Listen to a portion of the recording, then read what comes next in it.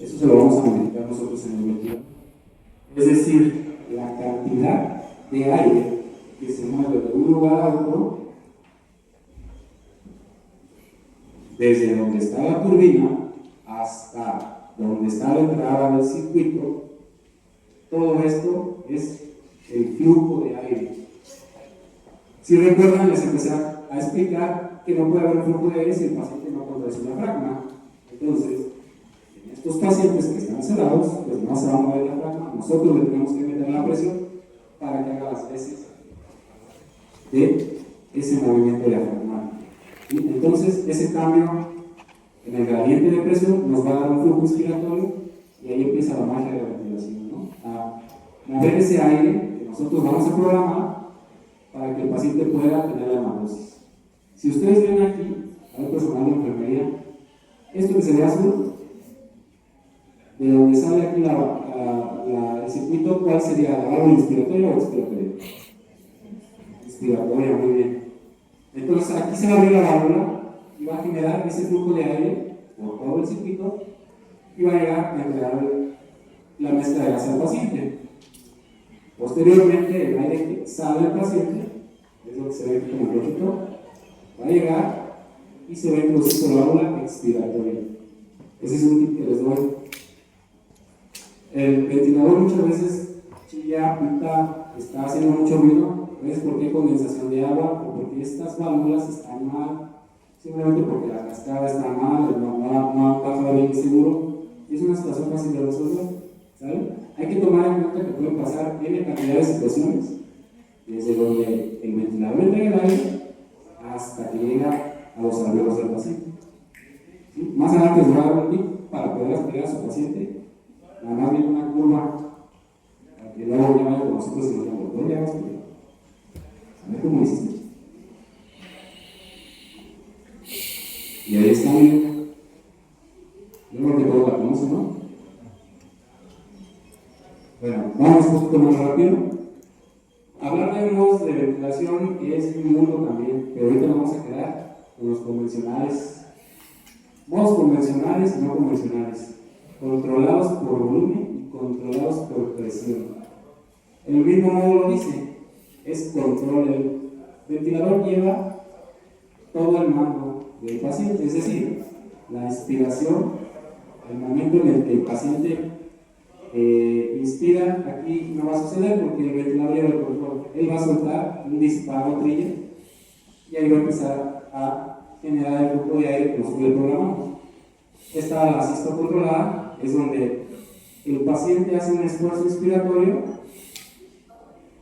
y posteriormente el ventilador desencadena un trigger y entrega el aire al flujo que le programamos y al volumen que le hemos colocado.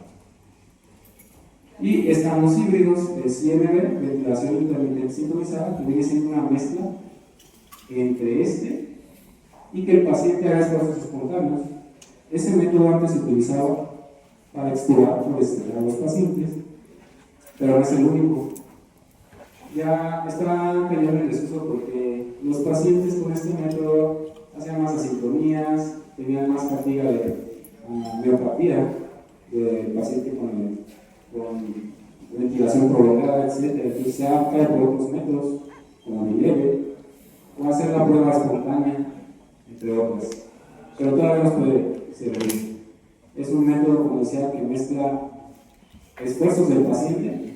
Cuando el paciente hace un esfuerzo, deja el ventilador que el paciente gatille su propia respiración, y cuando el paciente no puede, entonces entra el modo controlado. ¿Sabe? Además, los más básicos son los más básicos. Obviamente, APRB queremos reclutar ese alveolo inflado para un síndrome de distrés respiratorio severo, pero pues son pacientes que tienen que estar entrenados. Por ejemplo, cuando la pandemia del COVID se lograba un reclutamiento mayor, pero son modos no convencionales que pueden llevar al BILI, la lesión por ventilación, que más adelante vamos a ver los ejemplos. Y lo que les decía, modos de ventilación controlada por volumen. ¿Qué se necesita? Que los pacientes no tienen un esfuerzo respiratorio espontáneo o están parados localizados. ¿Sí? Pongan atención ahí. El paciente tiene que estar bien sedado, si no, no es el método ideal. Ventajas, le podemos dar un soporte vital total. Hace rato mencionábamos el ejemplo del paciente con TCE y que tiene una hemorragia. Ese paciente, por ejemplo, necesita un soporte vital. A lo mejor no le pasó nada en el pulmón, pero necesita estar bien sedado, bien dormido. ¿Sí? Desventajas, no va a cambiar la respuesta porque nosotros le vamos a dar un volumen vital establecido, calculado. Si nosotros le calculamos, no sé, 420 mililitros, eso va a meter. Entonces, esa sería una desventaja. Vamos con dolores por presión. Pues aquí la variable, en la otra, obviamente del volumen, aquí va a ser el tiempo inspiratorio. ¿Sale? Si se fijan en el ventilador verde, hay una reglita que cuando ustedes le mueven a la frecuencia o al flujo, sale abajo la relación 1-2 y te ajusta el tiempo inspiratorio en automático. Pero no siempre todos los ventiladores tienen esa reglita. Entonces, vamos a volver a calcular cómo se calcula el tiempo inspiratorio. Es una división de 3 factores, muy fácil, y ustedes lo pueden hacer. Solo tienen una calculadora. ¿Sale? Entonces, ventajas. Limita el riesgo de barotrauma. Este sí nos limita el riesgo, porque nosotros estamos programando el tiempo inspiratorio y la presión que queremos. ¿Sí? Si se fijan, el tiempo inspiratorio, relación IE y frecuencia respiratoria van de la mano. Si nosotros modificamos frecuencia respiratoria y tiempo inspiratorio, se va a modificar todo esto. Entonces debe de estar en un equilibrio. Más adelante tenemos una diapo por ahí que menciona esto. ¿Sale? Entonces, esta sería una ventaja de controlados por presión. Pero se me van a preguntar, a ver, doctora, ¿usted cómo iniciar la programación por volumen o por presión? ¿Presión? ¿Por volumen? ¿Es que tiene que ser Como usted quiera. o sea, tiene que establecerse los parámetros previos antes de conectar el... Miedo. Bueno, aquí, como presión, pues, lo que tenía que hacer es conectar